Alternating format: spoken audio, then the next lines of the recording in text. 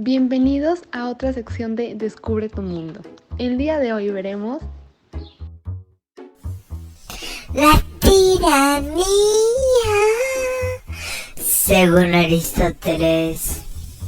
Imaginemos una parte buena y una parte mala para definir las formas de gobierno de nuestro amigo Aristóteles. Tiranía, según Aristóteles. Para Aristóteles la tiranía era de lo peor régimen político, pues como se sabe, esta desintegraba la monarquía ya establecida. Y aquí unía dos formas de gobierno más, la oligarquía, que es básicamente que las personas privilegiadas tenían el mando, y la demagogia, que se basa básicamente en aprovecharse del pueblo de su punto débil para ganar. La tiranía es una forma de gobierno donde se manda una sola persona con el fin de nutrir sus intereses personales. Es bastante parecido a los otros dos conceptos, ¿no? Ya que con hechos se ha probado que los demagogos gobernantes han ganado a base de humillar o engañar a la gente. En la antigua Grecia, que existiera un tirano en el mando no era tan malo, ya que algunas veces este era apreciado por el pueblo. Tiranía en la actualidad. Ha cambiado mucho el concepto. En la actualidad, la tiranía tiene que ser el sinónimo de dictadura, Adolfo Hitler, autocracia, Fidel Castro. Este personaje puede llegar a confundirnos porque todos lo conocemos por su comunismo, entonces a primera vista no se ve la relación entre estos dos temas. Aquí te explicamos por qué. Inició una revolución en Cuba, pero con el tiempo se fue transformando en uno de los gobiernos más autocráticos que se mantuvo en el poder de manera vitalicia. Eliminó los derechos civiles, de prensa y de expresión, también los derechos políticos a manifestarse y a los derechos religiosos, entre otros. Gracias, Tano. Volviendo al tema. Ahora en los apartados de la tiranía, el sujeto no se limita por las leyes. Esto es importante porque en la antigüedad las leyes ni estaban establecidas en sí, sino que eran acuerdos del pueblo. Básicamente, en la antigüedad eran actos inmorales e imprudentes del gobernante y de su pueblo. Ahora, además de eso, también es ilegal. Pero como todas las cosas existen cláusulas. Los tiranos pueden acceder al poder legalmente mediante elecciones democráticas o por golpes de Estado. Los tiranos se caracterizan por ser populistas. En su mayoría acuden a la violación de derechos individuales. De ahí puede que sea común el concepto que se atribuye a los gobiernos arbitrarios. En algún lugar de México en 1964. La frase tiranía invisible quedaría marcada por la Policía Secreta Mexicana en el año 1964, pero esto no se sabría hasta 36 años después.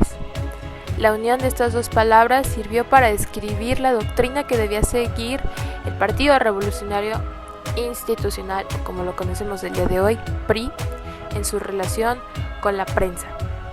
La propaganda política debe de utilizar los medios, la palabra escrita para los más instruidos, las imágenes gráficas, la utilización audiovisual de la radio, la televisión y el cine para los menos capaces. Así podremos concebir un mundo dominado por la tiranía invisible que adoptará la forma externa de un gobierno democrático.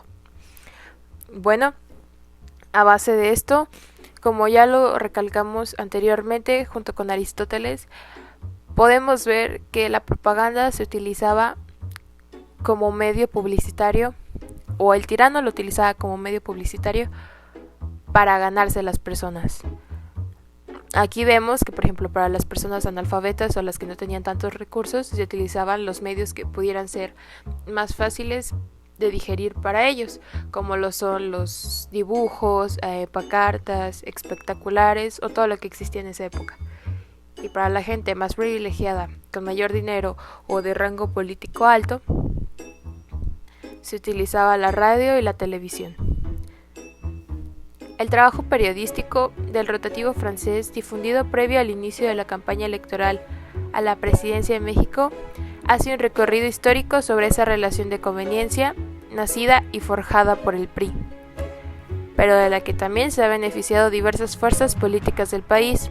Este análisis enfatiza un caso muy típico, Televisa, que debido a su posición con una cuota nacional del 65%, concentra la quinta parte más importante de telespectadores del país. ha encarnado esta alianza inquebrantable. La cadena de televisión, fundada en 1950, ha construido un imperio en México que se ha extendido por toda América Latina, y cuyo fuerte son las telenovelas que mezclan el drama burgués con proselitismo político. Tal ha sido el poder que ha amasado esta empresa junto a TV Azteca, que en 2012 Enrique Peña Nieto, llevado al poder por las televisoras privadas, se comprometió a limitar los monopolios de los gigantes de comunicación.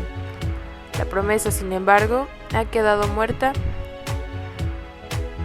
y nadie merece querer irritar a Televisa o TV Azteca por medio de perder espacios de publicidad económicos en la franja horaria de mayor audiencia.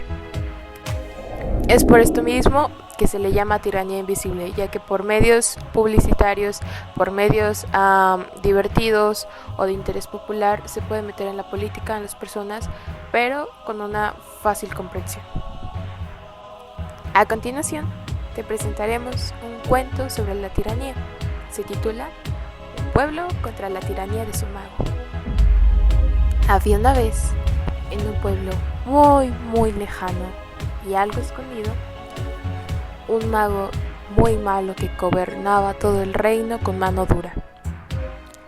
Aunque él no era de la realeza, todos sabían que había que hacer lo que el mago dijera. Si alguien se atrevía a retarlo, recibiría un encanto mágico, inclusive el mismísimo rey.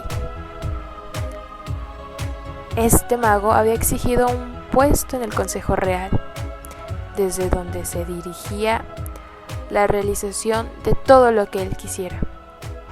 Así que poco a poco, mientras el rey y los súbditos iban empobreciendo por cumplir estos caprichos, el mago era cada vez más rico, más poderoso, más avaro. En un día, el mago anunció que debía abandonar el reino por unos días, pero dejó instrucciones para que todo siguiera al pie de la letra. Todos aceptaron las órdenes y despidieron al mago con grandes honores. Pero los habitantes del reino, hartos de esta injusticia y del maltrato recibido por el mago, acudieron a su rey para pedir ayuda. Así que, aprovechando que el mago se había ido, se reunieron en secreto bajo una cripta por si acaso volvía antes de tiempo. «Tenemos que acabar con el tirano de ese mago», dijo el rey a su pueblo. «¿Pero cómo lo haremos, mi señor?», preguntaron. «Tiene tanta magia y cada vez que nos pide un deseo más, se nutre». «Tengo una idea», dijo el rey. «Su poder nace de su centro. Sin él no puede hacer nada». «¿Pero cómo se lo quitaremos?», dijo el capitán de la guardia. «No podemos», dijo el rey, «pero podemos hacer otra cosa. Prepararemos una mezcla pegajosa, algo como la miel, como pegamento, y lo pondremos sobre la silla para que al llegar y tomar asiento se quede pegado». «¿Pero eso qué tiene que ver con las manos?». «Podrá usar su centro en cuanto vea que no puede levantarse». «Estaremos atentos», dijo el rey.